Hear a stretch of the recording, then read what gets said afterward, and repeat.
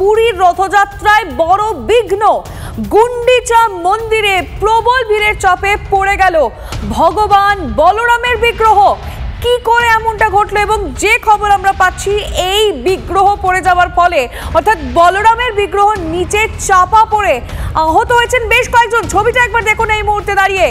পুরী থেকে আমরা যে ছবিটা আপনাদের দেখাচ্ছি, রথযাত্রার নিয়ম অনুযায়ী এবছর 53 বছর পর দুদিন ধরে রথযাত্রা হয়েছে এবং ঠিক যে সময় রথ থেকে নামানো হচ্ছিল গুন্ডিচা মন্দিরের ভিতরে প্রবেশ করার জন্য, ঠিক সেই সময় বলরামের বিগ্রহ পড়ে যায়। এবং এখন কি অবস্থা, যারা আহত হয়েছেন তারা কেমন আছেন, সেখানকার পরিস্থিতি বা কি, সায়ন্ত আমাদের প্রতিনিধি এই মুহূর্তে জানাবেন। সায়ন্ত, কি হয়েছে ঠিক আর এখনকার পরিস্থিতি বলো। দেখো, এই বছর 53 বছর পর দুদিনের রথযাত্রা ছিল। যেহেতু নবযৌবন বেশ রয়েছে সে কারণে এবার দুদিনের রথযাত্রা হয়েছে। তারপর গুন্ডিচা মন্দিরে সামনে নিয়ে আসা হয় 3টি রথ, মূলত তালধ্বজ রথ, যেটা বলরামের মূর্তি, রথের নাম তালধ্বজ রথ। সেখান থেকে যখন বলরামের মূর্তি গুন্ডিচা মন্দিরে প্রবেশ করানোর চেষ্টা করা হচ্ছিল, তখনই ওই রথের ওপরটা অতিরিক্ত বৃষ্টির কারণে পিছল হয়েছিল। তখনই তাদের যারা সেবায় ছিল তাদের পা পিছলে যায় এবং হাত থেকে ফসকে যায় বলরামের মূর্তি।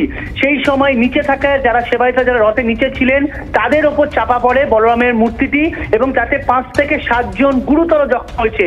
প্রথমে মূর্তিটিকে তোলা হয়, তারপর ওই গুরুতর জখম সেবায়িতদের উদ্ধার করে পুরী হাসপাতালে নিয়ে যাওয়া হয়। পুরী প্রশাসন সূত্রে খবর, বাকি দুটি মূর্তিকে গুন্ডিচা মন্দিরে ঠিকমতো প্রবেশ করানো গেলেও বলরাম মূর্তি নামানোর সময় কিন্তু এই দুর্ঘটনা ঘটে। যদিও মূর্তিতে কোনো আঘাত লাগেনি, কিন্তু গুরুতর আঘাত পেয়েছেন সেবায়িতরা। প্রশাসন সূত্রে খবর, ইতিমধ্যে মূর্তিটিকে তুলে গুন্ডিচা মন্দিরের ভেতরে প্রবেশ করানো হয়েছে। যদিও যাদের আঘাত গুরুতর তাদের মধ্যে 2 জনের আঘাত সব থেকে বেশি লেগেছে বলে ইতিমধ্যে পুরী প্রশাসন সূত্রে জানা গিয়েছে। নজর থাকবে শান্ত, ধন্যবাদ তোমায়। নজর রাখছে অন্যান্য খবরের দিকে। এবার ছেলে ধরা গুজবে গণপিটুনি কৈখালিতে। বিধাননগর পুর নিগমের 6 নম্বর ওয়ার্ডের সর্দারপাড়ায় ব্যাপক উত্তেজনা। ছেলে ধরা গুজবে 3 জনকে বেদম মার। এলাকায় একটি ঠিকানা খুঁজতে এসেছিলেন ওই 3 জন। অভিযোগ, এরপরই ছেলে ধরা সন্দেহে তাদের ওপর চড়াও হন এলাকাবাসী।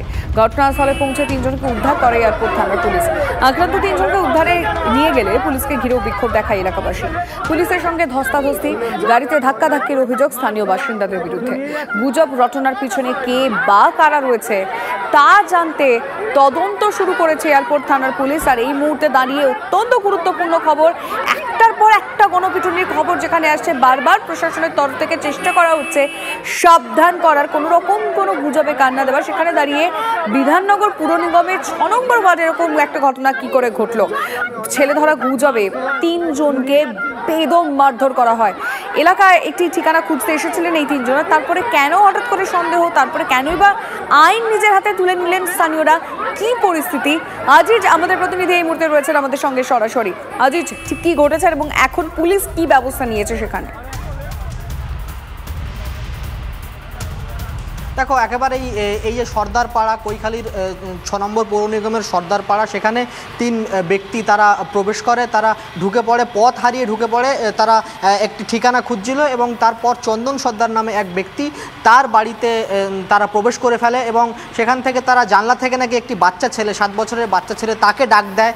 এবং যেমনটা পুলিশ সূত্রে জানা যাচ্ছে, তারা ঠিকানা জানার জন্য তারা সেই বাচ্চাটিকে ডেকেছিল, কিন্তু এরপরেই এলাকার যে মানুষজন ছিল তারা তাদের উপর চড়াও হয় এবং তারা একেবারে ছেলে ধরা সন্দেহে তাদেরকে গণপিটুনি দেয় এবং তাদেরকে প্রচণ্ড মারধর করা হয়। এরপরই পুলিশ, এয়ারপোর্ট থানার পুলিশ, তারা ঘটনাস্থলে পৌঁছয় এবং 3 জনকে উদ্ধার করে তারা থানায় নিয়ে এসেছে এবং পুলিশ গোটা বিষয়টি তদন্ত করে দেখার চেষ্টা করছে যে কারা এই গুজব ছড়াচ্ছে। দেখো, সম্প্রতিকালে আমরা দেখেছি শুধুমাত্র এই কৈখালির ঘটনা নয়, রাজ্যের বিভিন্ন স্তর থেকে এরকম একাধিক ঘটনা ঘটেছে, কিন্তু যে 3 জনকে এভাবে মারা হয়েছে তারা এই মুহূর্তে কেমন আছেন? মানে আমি সেই 3 জন ব্যক্তির শারীরিক অবস্থার কথা জানতে চাই। দেখো, তাদেরকে প্রাথমিক চিকিৎসা করা হয়েছে এবং পুলিশ সেখান থেকে তাদেরকে উদ্ধার করে প্রাথমিক। বেশ, বুঝতে পেরেছি, তুমি নজর রাখো, তাদের প্রাথমিক চিকিৎসা হয়েছে। কিন্তু এই ঘটনাগুলো কেন বারবার ঘটছে, এই প্রশ্ন TV9 বাংলার শুরু থেকেই তুলে এসেছিল এবং আজকে এই মুহূর্তে দাঁড়িয়ে আরো একবার আমরা বলছি, কোনো রকম কোনো গুজবে কান দেবে না। যদি কোনো কিছু সন্দেহ হয় তার জন্য প্রশাসন রয়েছে, পুলিশের কাছে যান, তারা ব্যবস্থা নেবে, কিন্তু আইন নিজের হাতে তুলে নেবে না, কারণ গণপিটুনির শাস্তি মৃত্যু পর্যন্ত হতে পারে। আসছি পরে খবরে। প্রাথমিক নিয়োগ দুর্নীতি মামলায় হাইকোর্টের নির্দেশে তল্লাশিতে সিবিআই। সাইবার এক্সপার্ট নিয়ে সার্দার্ন অ্যাভিনিউতে এস বসু রায় কোম্পানির অফিসে তল্লাশি করা হয় এবং নষ্ট করা ওএমআর এর খোঁজে তল্লাশি শুরু হয়েছে। দিনভর সেই তল্লাশির পর সার্ভার বাজেয়াপ্ত করেছেন তদন্তকারীরা। প্রাথমিক নিয়োগ দুর্নীতি মামলায় নষ্ট করে দেওয়া যে ওএমআর শিট, সেই ওএমআর শিটের তথ্য উদ্ধার করতে এই মুহূর্তে জোর কদমে তদন্তে সিবিআই। সকাল থেকেই সিবিআইয়ের যে তদন্তকারী টিম তারা তল্লাশি চালাচ্ছিলেন এস বসু রায় কোম্পানি, সেই সংস্থার যে অফিস, অর্থাৎ মূলত দক্ষিণ কলকাতায় যে অফিস, সেই অফিসে তল্লাশি চালানো হচ্ছিল।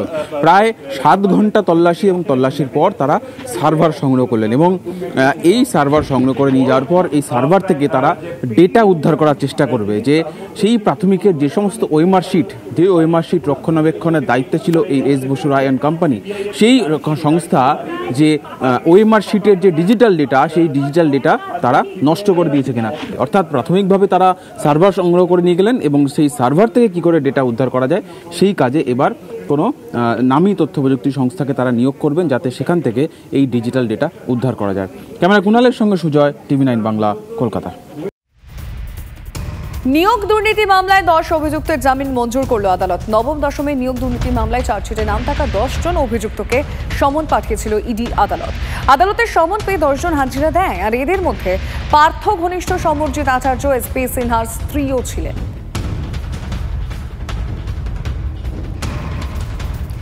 এই মুহূর্তে সকালবেলা উঠে আপনি কি বাজারে যাবেন, কি কিনবেন হয়তো প্ল্যান করছেন, কিন্তু ভাবছেনও যে বাজারে যাব কি যাব না।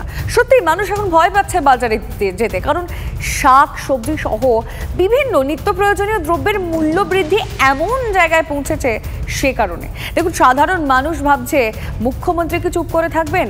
না, খোদ মুখ্যমন্ত্রী মমতা বন্দ্যোপাধ্যায় মূল্যবৃদ্ধি নিয়ে প্রতিক্রিয়া দিয়েছেন যে মানুষ বাজারে যাবে কি করে, মানুষ তো ভয় পাচ্ছেন। আর দামের হ্রাস টানতে মঙ্গলবার নবান্নে টাস্ক ফোর্সের প্রতিনিধি মন্ত্রীদের নিয়ে বৈঠকে বসেছিলেন তিনি, আর সেখানে তার সাফ নির্দেশ 10 দিনের মধ্যে দাম কমাতে হবে। আলু, পেঁয়াজ, লঙ্কা, টমেটো যাতেই হাত দেবেন তাতেই ছ্যাঁকা। বাজারে যেন আগুন ছুটছে। এই মূল্য বৃদ্ধির জন্য কেন্দ্রের ঘাড়েই দোষ চাপালেন মুখ্যমন্ত্রী। প্রাইস রাইজটা এটা কিন্তু স্টেট সাবজেক্ট নয়, এটা সেন্ট্রাল সাবজেক্ট। লাস্ট 10 দিনে আমার মনে হচ্ছে দামটা আরো বেশি বেড়ে গেছে। নতুন গভর্নমেন্ট ক্ষমতায় আসার পর হয়তো শেয়ার টেয়ারে টাকা তুলেছে বা পার্টি ফান্ডে টাকা দিয়েছে, কিছু একটা ব্যাপার হবে। এই নাটক হচ্ছে, বাই ইলেকশন সামনে আছে, বুঝতে পারছে জনগণ খেপে যাচ্ছে। উনি লিটার পিছু পেট্রোপণ্যের দাম বাড়াবেন, আর কেন্দ্রের ঘাড়ে দায়িত্ব পাবেন জিনিসপত্রের দাম বাড়ছে। জিনিসপত্রের দাম বাড়ার নিয়ন্ত্রণ করার ক্ষমতা রাজ্য সরকারের নেই, ফোড়েদের হাতে বিক্রি হয়ে গেছে রাজ্য সরকার। শুধু কেন্দ্র কেন, জিনিসপত্রের দাম বাড়ার জন্য নির্বাচন কমিশনকেও কাঠগড়ায় তোলেন মুখ্যমন্ত্রী। আসলে 3 মাস ধরে ইলেকশন চলছে, সেই সময়টা যে যত পেরেছে কামিয়ে নিয়েছে। গভর্নমেন্টটা তো তখন ইলেকশন কমিশনের আন্ডারে চলে যায়, আর ইলেকশন কমিশনের তো এসব দেখার দরকার নেই, শুধু অফিসার চেঞ্জ করলেই কাজ হয়ে যায়। অফিসাররাও সব মনে করে ইলেকশন এসে গেছে, 3 মাস কাজ করতে হবে না, ঘুমিয়ে পড়ে। কমিশন কেন্দ্রের ঘাড়ে দোষ চাপিয়েও রাজ্যের টাস্ক ফোর্সের কাজ নিয়েও প্রশ্ন তোলেন মুখ্যমন্ত্রী। নির্দেশ দেন 10 দিনের মধ্যে দাম কমাতে হবে। টাস্ক ফোর্সের কাজ ছিল বাজারের দাম নিয়ন্ত্রণ করা। তারা এখন কি করছে? তারা কি টাস্ক ফোর্সের মিটিং করছে এখন রেগুলারলি, নাকি ইলেকশনের সময় 3 মাস সব ঘুমিয়েছে? কাল থেকে রেগুলার মনিটরিং হবে, কোন দিন কি হচ্ছে। আর আমি বলে দিয়েছি আগামী 10 ডেজের মধ্যে কন্ট্রোল করতে হবে। We have to control it. কিভাবে কমবে দাম, সেই গাইডলাইন্সও তৈরি করে দেন মমতা বন্দ্যোপাধ্যায়। 25% রেখে দিয়ে বাকি আলু হিমঘর থেকে বের করার নির্দেশ দেন তিনি। একই সঙ্গে নির্দেশ, নাসিকের বদলে রাজ্যের চাষিদের কাছ থেকেই কিনতে হবে পেঁয়াজ। এই আলুটা বাইরে বিক্রি করে দেওয়া হচ্ছে না তো, রাজ্যের বাইরে। দাঁড়ান, বর্ডার চেকিং হবে। আমার রাজ্যে আগে আমার চাহিদা মিটবে, তারপরে বাইরে আমি মেটেরিয়াল পাঠাবো। আমার পেঁয়াজ এখানে বিক্রি না করে মুনাফাখোররা চলে নিয়ে যাচ্ছে অন্য দেশে, আর আমার রাজ্য কেন সফর করবে? এটা কি আমার দায়িত্ব দেখার? এটা এগ্রিকালচার মিনিস্ট্রির দেখার দরকার। মজুতদারি রুখতে সিআইডি, পুলিশ, গোয়েন্দাদের নজরদারি বাড়ানোর নির্দেশ দিয়েছেন মুখ্যমন্ত্রী। নজরদারি চালাতে গিয়ে তোলাবাজি করলে অ্যাকশন নেওয়া হবে বলেও হুঁশিয়ারি দেন তিনি। এই সুযোগে কেউ কিন্তু টাকা নেবে না কারো কাছ থেকে, এটা আমি অ্যালার্ট করে দিলাম ডিএমএসপিদের। মনে রাখবেন, আমরা কাজটা করছি মানুষের জন্য। আমি যদি কোথাও শুনতে পাই এই জন্য কারো কাছে কোনো এক্সটর্শন করা হয়েছে, সে যেই হোক তার বিরুদ্ধে অ্যাকশন নেওয়া হবে। তেলাপিয়া মাছ খাওয়া নিয়ে বাজারে একটা গুজব রটেছে। এদিনের বৈঠকে সেই প্রসঙ্গও তোলেন মুখ্যমন্ত্রী। তাহলে তেলাপিয়া মাছে যদি নেগেটিভ ইম্প্যাক্ট না হয়, তাহলে কারা রটালো যে তেলাপিয়া মাছ খেলে ক্যান্সার হবে, খাবেন না?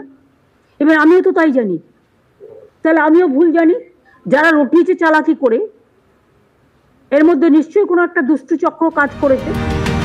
নিত্য প্রয়োজনীয় জিনিসের দাম কতটা কমলো তা প্রতি সপ্তাহে তাকে রিপোর্ট দিয়ে জানানোর নির্দেশ দিয়েছেন মুখ্যমন্ত্রী। Bureau report, TV9 Bangla.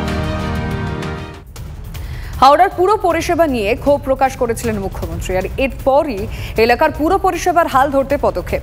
হাওড়ার পুরো নির্বাচন না হওয়া পর্যন্ত এলাকার নিকাশি ও জঞ্জাল ব্যবস্থাপনার দায়িত্বে KMDA। মঙ্গলবার KMDA এর বোর্ড মিটিংয়ে সিদ্ধান্ত নেওয়া হয়। এগুলো তো যেরকম আসছে আমরা করতে থাকছি। যেটা এই হাওড়া মিউনিসিপ্যাল কর্পোরেশন আমাদের পারছে না, সেগুলো আমরা করে দিচ্ছি তো।